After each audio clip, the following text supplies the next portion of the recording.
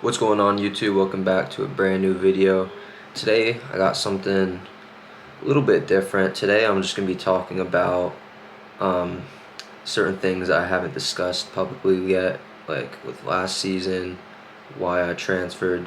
So we're going to get into that. I'm not going to be showing, like, I'll go over my season, but I'm not going to be showing like any race footage. More of like I'm just going to go through my TFers and like kind of show you guys the results, like meet by meet.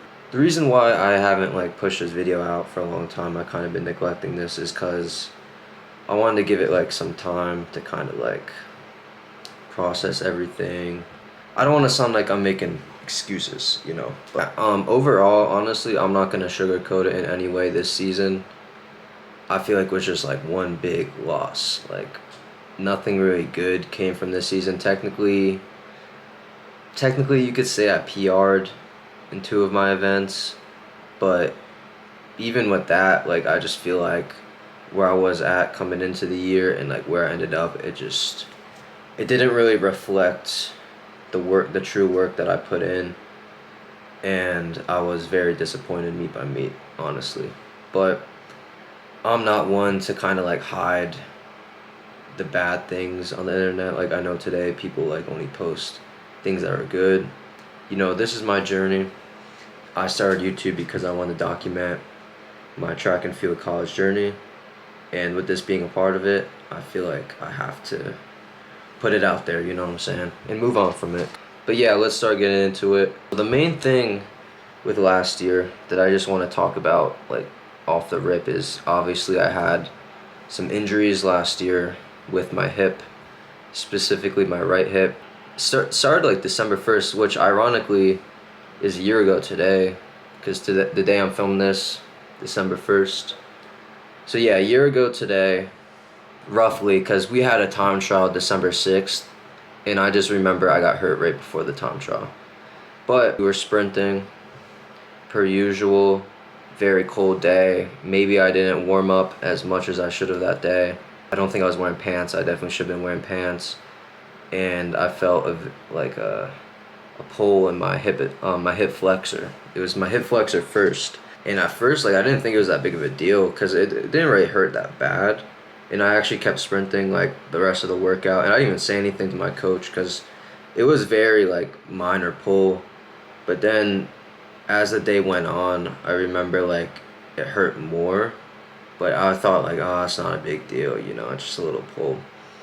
And I would continue to practice on it and train on it. It got to a point where right before the time trial later that week, I asked my coach, I'm like, hey, like this is really bothering me. I could barely, like, I have no mechanics. I could barely lift my knees up. It hurts for me to try to like get my knees up on my right leg. Like I feel like I have no mobility. Like, should I run this time trial? And he was like, it's kind of up to me, you know, like it's your body. Maybe see the trainer, see like if they could do anything. And so that's exactly what I did. Went to see the trainer. They did like a little evaluation on me, like checked my strength and everything, and they said I still got all my strength, and they said start with some stretches and then come back to them if it still hurts. So that's exactly what I did. And looking back, probably should have sat out the time trial. It was like 40 degrees or something. Mind you, like this is like an all-out time trial, like sprints with blocks. We ran the 100, 200, and 400 meter dash. And me being competitive, I ran it. Like I probably shouldn't have ran it, but I ran it. And honestly, like it wasn't that bad. Like I was able to do it, but I definitely felt restricted. Like that was the main thing with my injuries. I just felt like restricted. Like I was never hurt to the point where I can't run, but like I just felt restricted. And when a break goes by, it was like on and off. Like some days it would like really hurt to the point where like I was cutting workouts short, and other days it was like, all right, this is fine. Like I'll be fine by meet day. We had a meet. Let's see on here. Our first meet was January 17th. So I'm like, I'll be fine by meet day. I got time. Like it'll recover on its own. Is what I was thinking. Basically, like it just never really got better because I just continued to sprint on it. regardless of like how I felt, whether I felt good on the day or if I felt bad on the day. Because there'll be days where like it would just hurt every stride I took. Every time I laid on the ground, it would hurt, right? And that would persist basically the whole season, mainly indoor season. And I remember about mid indoor season, like my hip flexor no longer hurt, but it was more of like the inside of my leg. So it was almost like it moved spots. Like at first it was my hip flexor, then it became what I found out to be my hip abductor. But I didn't know that at the time. So all of indoor goes by. I continue to run. Looking back, maybe could have and should have redshirted that season, but I didn't. Went on, and then outdoor comes around. It's a little bit better, but like I said, I still just felt like restricted. I remember like I used a brace at some point, and that helped a little bit, but then like I couldn't, like I was even more restricted because of the brace. So then I just like, just take it off. And then I want to say it didn't start to feel like decent until I'm looking at my TFers now to try to remember. It didn't feel decent until the App State Open meet, which was April 18th. So like meet prior April 3rd to April 5th. So I want to say around April 7th, like 7th or something, like that's when it was starting to like kind of go away. I was starting to like kind of feel like I was getting my speed back in practice. But it was just a little too late. We had conference April 28th, so I mean, went okay, but yeah, that was just kind of like the injury in a quick summary. It was just looking back, like I don't want to put the blame on anyone but myself. I should have not neglected recovery. I should have took the right protocols that day when it happened in terms of warming up. I should have took the initiative to see the trainer. Like I felt like I was seeing the trainer, but they just didn't treat it. Like they're telling me like, oh, it's minor, just do this, do that at home, see how you feel. And it kind of made me feel like they didn't want to like it almost made me feel like my injury wasn't important enough to go see them. So I didn't want to bother them, but looking back, I should have took initiative like, hey, this is my season, like, I put in a lot of work and I'm dealing with something, and I would really like for you guys to help me treat this and recover from this. But yeah, let's go through last year. All right. So here we go. This was my results from last year, starting all the way down here, 24:12, 7:22. All right, so with the 60, I think I ran the 60 first. 60 opened up. Honestly, not too bad. Like, this definitely wasn't what I wanted, because I feel like I'm a lot faster than a 7.2, especially last year. I remember last fall, like, I was doing pretty well pre-injury in terms of, like, test results. Just kind of, like, how I stacked up against, like, teammates. Like, I was doing really well last fall. So I was disappointed with the 7.2 at the time. I felt like it didn't really represent where I was at, But the 200... The 200, man. This might have been one of the worst performances I've ever had. So, gun goes off, and I think I stumbled coming... No, I didn't stumble coming off the turn.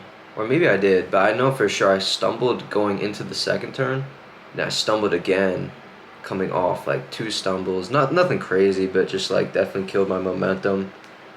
And just felt like I never really got to speed on that 4x4. Did that for fitness, just ignore the time, what I'm saying. 60, a little bit better, 720, still not happy with it. I think I won my heat. Next meet, again, ignore that time, just for fitness. It was a 4x4 full of like short sprinters, End of the meet, didn't really want to run it, but gotta do what you gotta do. 200, a little bit better. 200, I'm a little weaker indoors. 60, had a really bad 60. I don't even know what went wrong. just like honestly a flat day that day. And then honestly we had conference where I ran a PR in the prelim. My PR was like 7:16 prior, so literally like barely PR'd, you know. Again, should be happy about it. I was somewhat, but obviously like I know I could run a lot faster. Circumstances were different. Um, Outdoor 11:19 wind aided, 23-2, then 42-2 in the 4x1. Second in the finals. I didn't think we got second. Yeah, not bad for the 4x1. 100. Not great. 200, not good. And I remember like around this point of the year is where I was kind of like things will come around. Like all of indoor, I was just like worried about getting hurt. Like, oh, this injury might get worse. Like every time I got on the line, I was basically thinking about my hip. Like, what if this gets worse? What if it repulls? Like, should I even be running? And it was kind of getting in my head. But then after the first outdoor meet, I kind of tried to shift my mentality of like, I just got to go for it, you know what I'm saying? Because I feel like I was holding back mentally. So with that, we went to Georgia Southern for a meet. It was a small group of us, basically the relay guys, some of our alternates came. And this meet was mainly focused on like throwing down some good relay times. Our relay at the time ran a school record 42:02, 200. It was something. No one really did good in the 200 this day. It was one of those tracks where like they had a longer curve. It was weird, but yeah, 200 went rough. Next meet we went to Tampa. Another rough day, especially in that 100, man. I was flat out of the blocks, and the wind wasn't in my favor. So not only did I not have any type of like power in my drive phase, when I stood up and I tried to like keep pushing, I could feel like the wind pushing me back. So when you're running against the wind, it's very important that you build power early, and I just didn't do that. So it was a rough race. I remember that one. That one felt like I ran 12 seconds, honestly, if I'm being honest. But 23:03, decent. If it was like a decent performance, like I remember I felt really good execution wise, like coming on the curve into the straight. I feel like I was like accelerating well. I just remember the last 50, I was kind of swimming for the line. But yeah, next beat, Embry-Riddle. A little bit of improvement. We ran 11:1, 0 in the 100, and then finally sub 23 in the 200, knowing damn well like that should be easy for me. And then our relay finally broke 42, another school record. And then after this meet is when my hip was starting to get better. Like it was still there at practice, but it didn't like hurt anymore, if that makes sense. Like it was like a discomfort thing, not more of like a hurt thing. So App State, I felt like I was finally like starting to kind of get back to my old self. But yeah, 11:4 again, -2.5. And here's a little backstory with this one. Alright, so at the meet, right, 100's about to go. I think it was like the women's 100 hurdles or something, and they flipped the track. Right, like we were supposed to run this way. They said, "No, we're running this way," because the wind was pushing this way, right? So they flipped the track. Fair enough. Like you want to have your athletes have good results, but they did it so early. Like it was like an hour before the women's 100 hurdles even started, to the point where the wind switched direction. So at first the wind was going this way, but now the wind is going this way. But they already like flipped everything. They already moved the little like laser thing for the times, and I guess they just decided like, oh, we're not gonna flip back. Like we already flipped it once. Let's just stick with it. Maybe the wind will change again. Yeah, the wind didn't change. Look at that, -2.5. Like, that's ridiculous. Let's look at this right now. 100. Some people did really good regardless of the wind. Shout out to them. But look at that. -2.5, -2.1. There was one heat that was like 1.6 or 0.6. I mean, one heat 0.5. But yeah, mostly negatives and like pretty high negatives too. Like you see a lot of twos, like 2.2, 2.1, 1.5, and then not just in that. Let's see. Where is it? 100 hurdles. 110 hurdles. Let's look at the wind. -1.3 in the finals. -2.2, -2.3, -0.8. Like, it's ridiculous. So they should have flipped it back, you know what I'm saying?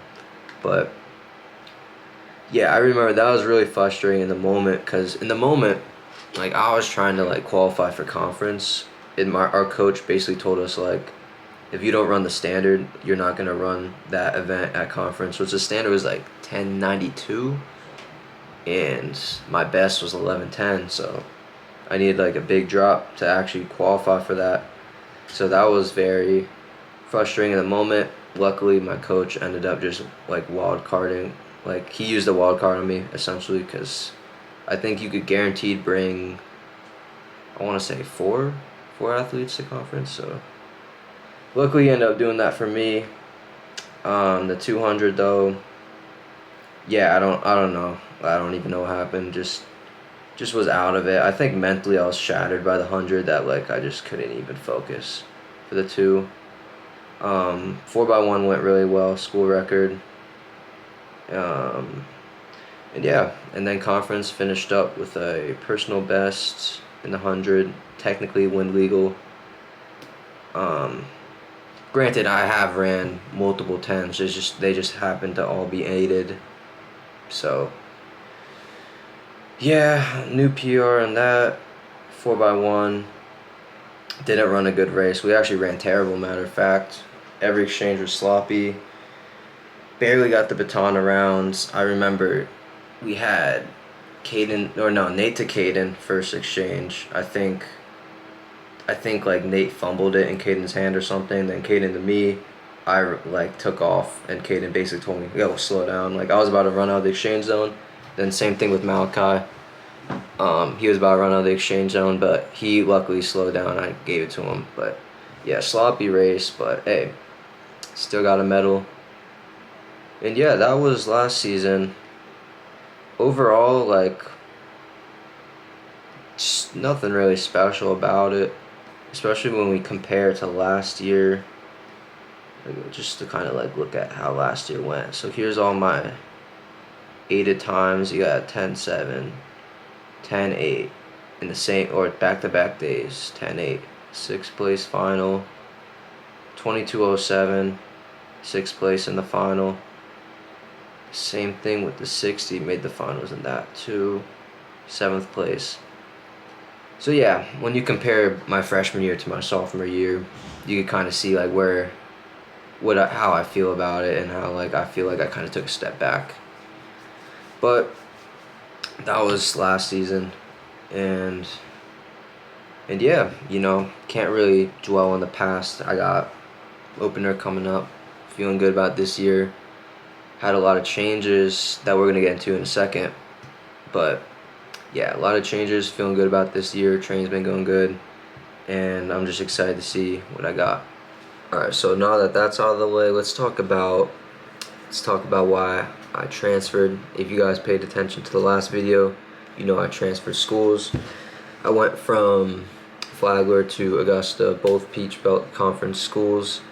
And yeah, I just want to go into like why I made that decision, because it's not really public knowledge yet. Some people know. I haven't really talked about it in great detail yet, but the main reason, obviously, I wanted to switch my major from, I was a finance major at Flagler. I wanted to switch to kinesiology or exercise science, and Flagler just didn't have that major, you know what I'm saying? So that's the main reason first, academically. didn't make sense for me to continue my academics at Flagler. And then secondly, financials. Flagler, very expensive private school. Um, it just my freshman year, like I lived on campus, full meal plan, all that. Spent a lot of money to the point where my sophomore year, I had to live off campus. I didn't have a meal plan. I was living with my parents my sophomore year, or specifically, I was living with my mom, and yeah, I just didn't really like enjoy the college experience as much because like I felt like I wasn't like engaged with the community, if that makes sense. So I wanted to go to a school where I could afford to live there and be on the dorms, be around, have the meal plan, stuff like that. So those are the two main reasons. And before I get into like anything else, I just want to go on record and say like I'm not trying to trash the institution in any way. I really liked Flagler my first 2 years there. It was great, you know. Academics was great. I loved all my professors, very kind people, very helping people, very approachable. It was very easy to learn there. Like if I had any issues, I could talk to my professors one on one. It was a very small private school, so class size was about 20. And yeah, it was a really good time there. Met a lot of people, a lot of great friends. Obviously, my teammates, people outside the team as well. Just it was a very nice, small community of I don't know. It was just a great community to get together with people. But yeah, so I just want to go on record by saying that, you know, I'm not trying to like badmouth the program or the institution in any way. You know, if you're someone who's considering Flagler, I would say if you could afford it, go for it. You know, it's a great school. But anyways, let's get into the program wise, why I felt like it wasn't a good fit for me anymore.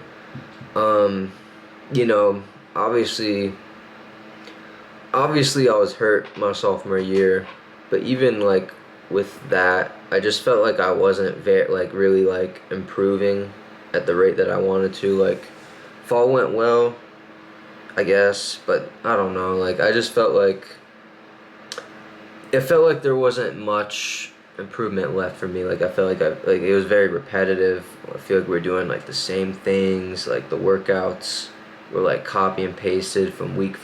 We're doing the same thing over and over again. It wasn't very much different, wasn't getting harder, you know. It wasn't really challenging my stimulus anymore.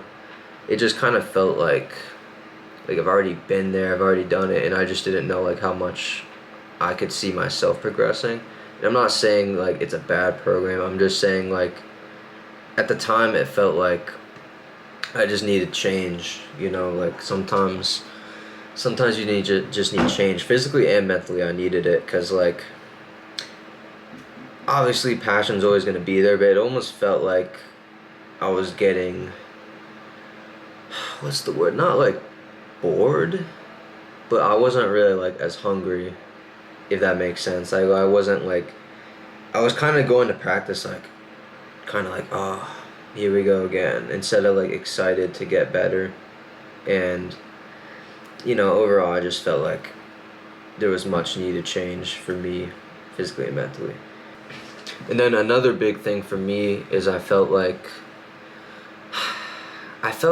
track and field is kind of like viewed as like the bottom of the barrel sport at Flagler. Like, you know, I just felt like we weren't respected. You know, I feel like my coach wasn't respected. I feel like we weren't respected. I feel like people viewed us as like we were like a new program, so people kind of viewed us as like not as important, not as established. I don't know. I just felt some type of way. Like there was a few instances where I feel like we weren't being treated equally, and as someone who is a college athlete, you know, knowing, I feel like if you're an athlete at an institution, like you deserve the same respect as everyone else. We all worked hard to have that opportunity to be there. We all deserve to be there, and I just felt like we weren't getting that. Just to name like one or two examples, I remember in the weight room specifically, there was a time where we got in trouble because we walked in early for like another team's weight session, and I remember there was a time where we were doing weights, and another team, not gonna name teams, not gonna name people, of course, and their team had came in very disruptive, blasting music, dancing, walking through everyone's way, like acted like they owned the place, and it was crickets. They didn't get in trouble, they didn't get yelled at the way we got yelled at when we simply came in to the weight room, stayed on the other side of the room where they were at, and just tried to roll out for weights. And then another instance was just like at the ceremonies, like we would have like athletic ceremonies and stuff. I just feel like we just didn't get like the same recognition as the other sports, if that makes sense. Like we were barely talked about. I remember like we had guys break some of the weight room records. I feel like they weren't even mentioned. At least the first year. I think the second year they were.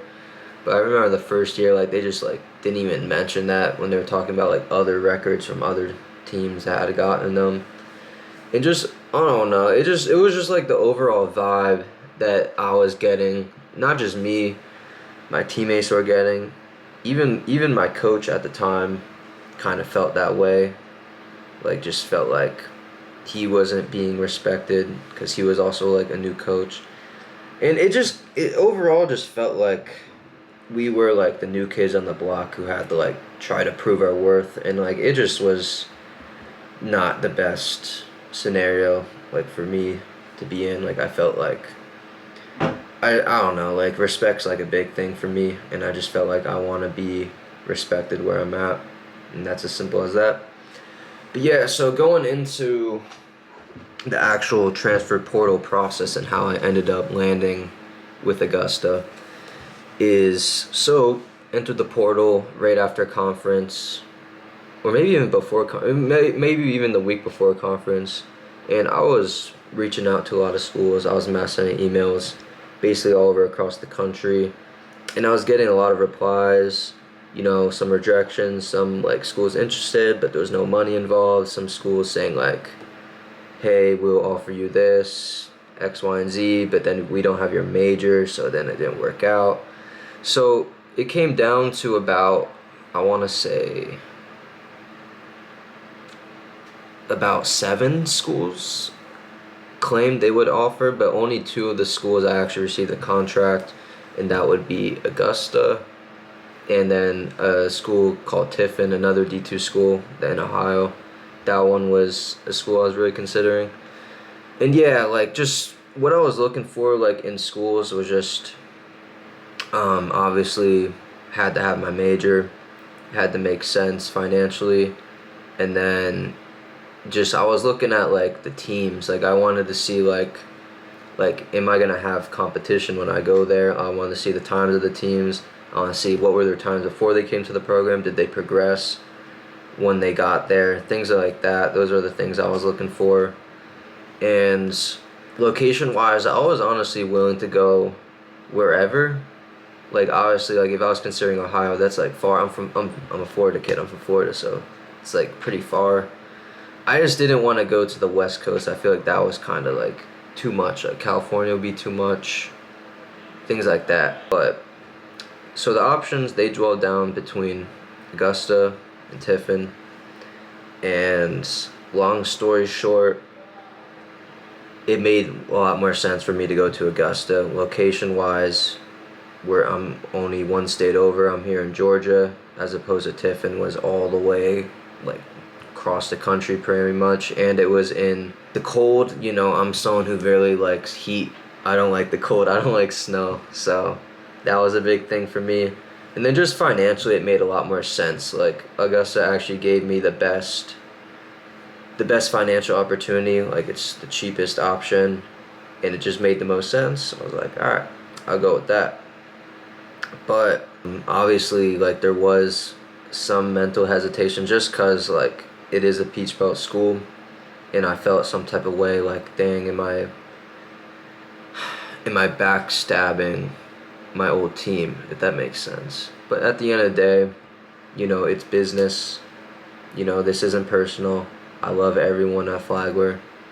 I love my coaches. I still respect Coach Beal. I love Coach Beal.